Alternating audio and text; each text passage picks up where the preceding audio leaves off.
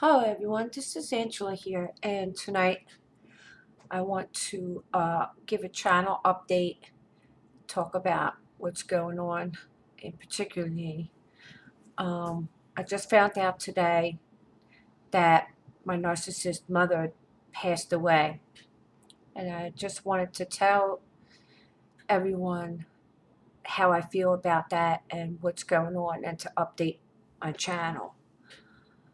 First of all, I want to say that when for me personally, my mother passing away was shocking and painful. Painful. And it's not because I was grieving my mother, but I was grieving the mother that I never had. You know, as a child of a narcissist, I always mourned the loss of the love that she was never capable of giving me. And when the narcissist dies, it's a feeling of closure, sadness, and it's the final chapter in your relationship with your narcissist, because there's absolutely no hope that you will ever get an apology, any love. I remember when my grandmother died, the mother that raised me, my grandmother, she raised me as a child, and she did all the mothering and nurturing. So I did have love in my life. My dad's mom really loved us kids.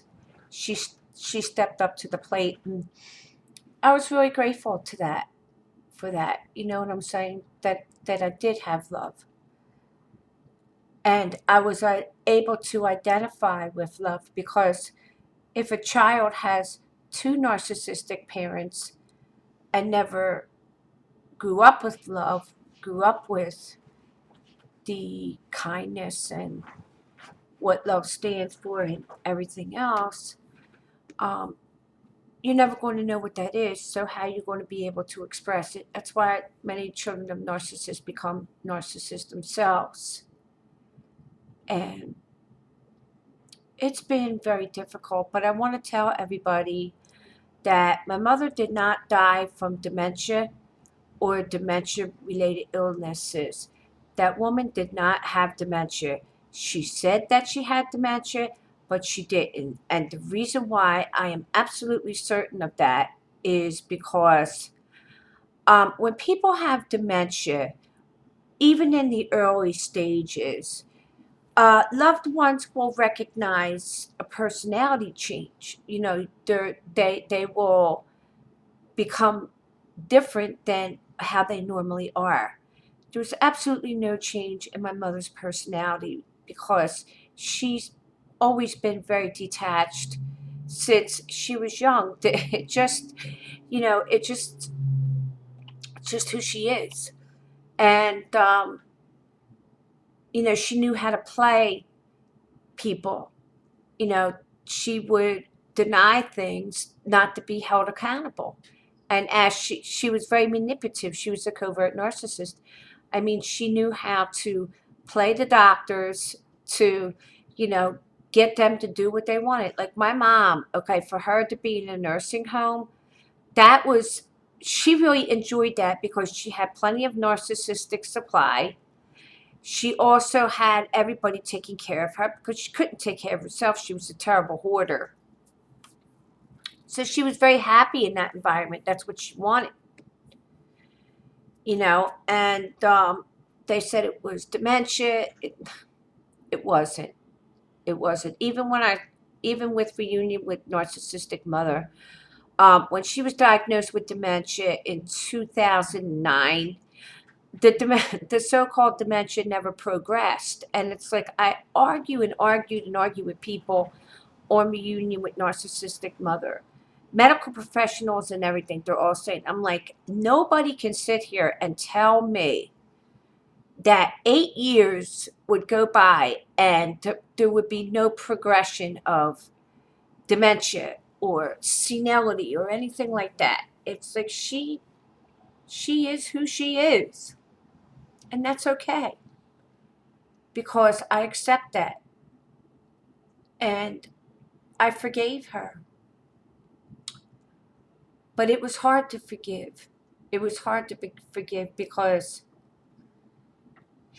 well, she did terrible things, and a lot of people who are victimized by narcissists in all types of relationships have a hard time coping because you feel so violated and you feel, you know, so frustrated because you're trying to reason with a mental illness, with a personality disorder. And when it comes time to really get that, when you really get down to it, you have to learn how to accept these people for who they are because they're not going to change.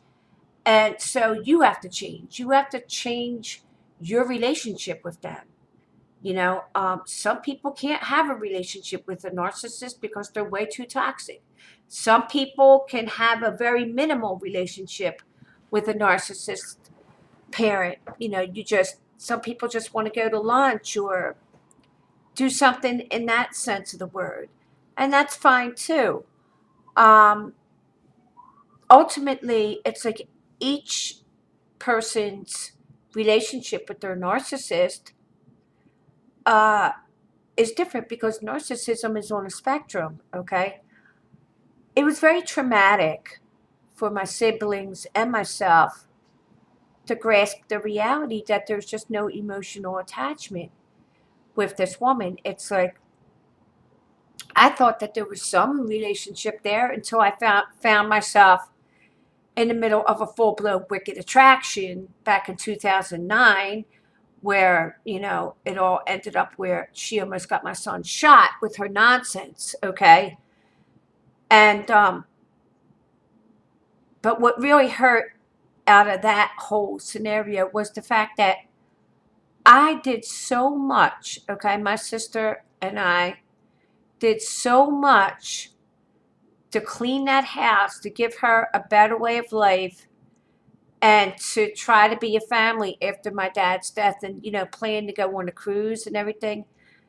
And in the blink of an eye, I found myself being served with a restraining order. The family trip that we were supposed to go on, which was my dad's wishes after he died, it was canceled because this guy across the street who was feeding her narcissism, oh, she was all over that, you know. And it's like they suffer from these grandiose delusions, which are different from psychotic delusions, because they just can't grasp reality. It was a very hard wake-up call for me. I spent a lot of years being angry and went through a lot of therapy.